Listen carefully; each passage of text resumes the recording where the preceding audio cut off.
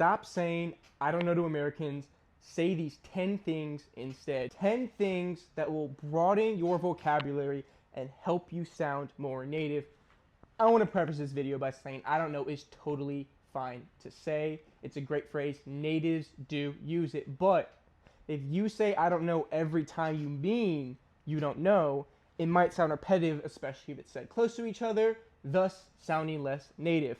Natives use a shit ton of words in their vocabulary, and they use 1,000 ways to say the same phrase all the time. The more ways you can say the same phrase, the more native you will sound. And I don't know is all encompassing, but there's 1,000 different phrases for each different situation that natives use all the time. So use these 10 phrases to sound more natural. Let's get into it. Number 1, I have no idea. This is a great phrase because to some extent, I've mentioned this in previous videos, Americans like a little bit of exaggeration or a lot of exaggeration. Either way, Americans like exaggeration, and I have no idea. I have no idea. Big, bold. You're saying you have no idea whatsoever. So if you really don't have any idea, I have no idea is a great phrase. Americans use it all the time. It's a great native expression to use. It means the same thing as I don't know, except with a little bit more exaggeration. You have no idea whatsoever. You don't just not know. You have no idea. Use this when you definitely don't know what you're talking about and you want to sound native. Number 2, beats me. Beats me is once again a great phrase. You're not actually beating yourself. No, beats me means that you don't know. Once again, it's a very casual, like non-committal way to say I don't know. All the pressure's off you. You don't want to be involved. I don't know, man. Beats me. Beats me. Great way to say, especially when you just want out of the situation. Beats me, dude. Ask somebody else. Simple, simplistic, very native. Number 3, no clue. No clue is the same thing as I have no idea. It's exaggeratory. We love exaggeration. You just have no idea. You generally have no clue what's going on. Someone asks you, where was my dog last night? And you know very well that their dog was in the trash can. You just didn't take the time to get the dog out of the trash can, and now the dog is throwing up all over their house.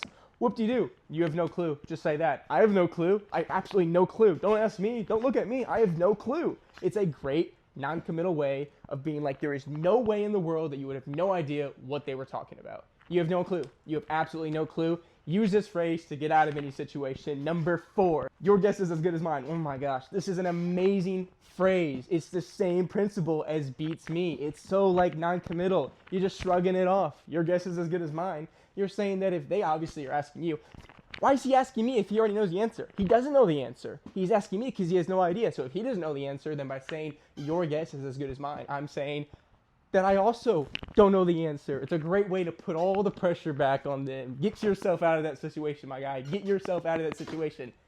Your guess is as good as mine. Number 5, I couldn't tell you. This one's not used as much, but it is still definitely used. I couldn't tell you. It means exactly what it sounds like. You couldn't tell me. So it is the same principle basically as I don't know. It is used somewhat. I wouldn't say it's as popular as the other phrases, but it is still used, and you will not sound bad for saying it. It is still a native expression. Your guess is as good as mine. Use a little bit more, but I couldn't tell you is the same principle as that. Number 6, search me. Search me, once again, not quite as used, but it gets an honorable mention because you might encounter it. Still, you should know what it means. Search me is another phrase that you will hear. Means the same principle as I don't know. Search me, dude. Search me. Search me. I mean, I don't know why. I couldn't tell you why it's. See, I said I couldn't tell you. I couldn't tell you why search me means what it is. No one's physically searching me. They're not going to pat you down, but search me means I don't know. Don't ask me why. It's just the case. I have no clue why. Cinema. Go for number 7. I'm drawing a blank. This is beautiful. I'm not drawing shit, but I'm drawing a blank. You know, gets me thinking of the origin of English. I have no idea why I'm drawing a blank. I'm sure there's some like history behind it, but I don't know why that phrase, why it is. But I'm drawing a blank just means that you're trying to think of something and you can't think of it. Like it's like you're trying to bring to your brain, the front of your brain, why something is what it is, but you can't.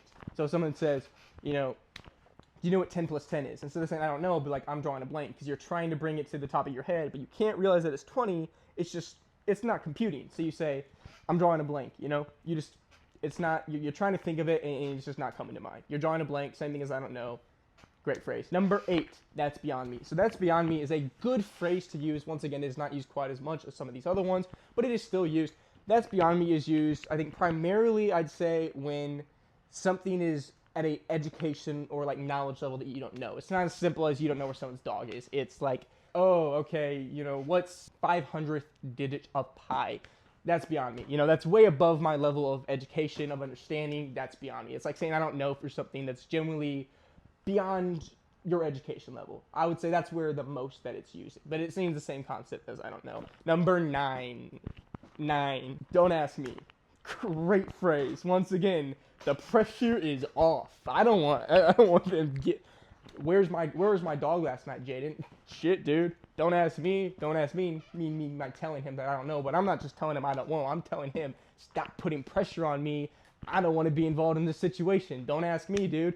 Go ask Jeff. I don't know. That's kind of the premise, that the idea behind this statement. But it essentially just means I don't know. Same principle. Same principle as I don't know. It just means I don't know. Number 10. Big old 10. I'm not sure. Now, this one does not mean. This was probably more on par with I don't know, but it's not quite the same thing. Because I'm not sure. It means I don't know, but it's also like a little bit less committal to the whole idea of having no idea. It's not like I have no idea or no clue. You're not saying you have no clue. You're saying you're not sure. You can't be positive one way or another for a decision. So, where was my dog last night, Jaden? I'm not sure. Meaning that it's not that I don't have any idea where the dog is. It's just like I'm not really completely positive. Same idea. It's just a lot lighter way of saying it. A much less exaggeratory. If I have no clue, a little bit exaggeratory. I'm not sure. A little bit lighter, softer, less exaggeratory. Anyways, that is 10 phrases to use to sound more native and give you variety. Thank you so much for watching, guys. Use these phrases to sound more native, and make sure you like, comment, subscribe, and get ready for that next video. If you want more natural English like this, we just dropped a community for English learners, for people who want exposure to native English but don't have resources available. You want more English exposure? Link in bio. Thanks so much for watching, guys. We love you, and I'll see you in the next one. Peace, fuckers.